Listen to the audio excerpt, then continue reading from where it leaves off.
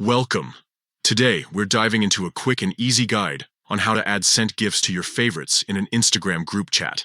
This updated feature lets you keep track of the GIFs you love most, making your messaging experience even more fun. Let's get started. First, open the Instagram app on your device. Make sure you're logged into your account, as this is essential for accessing your messages.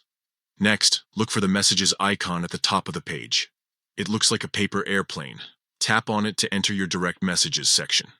Here, you'll find all your conversations, including group chats. Now, locate and open the group chat that contains the GIF you want to save. Once inside, scroll through the conversation until you find the GIF that catches your eye. When you've found it, click and hold on the sent GIF. This action will bring up a menu with several options. Among these options, you'll see one labeled Favorite. Tap on this option to add the GIF to your favorites. And that's it. You've successfully added a GIF to your favorites in an Instagram group chat. This feature not only helps you keep track of your favorite GIFs, but also makes it easier to find them later when you want to use them again.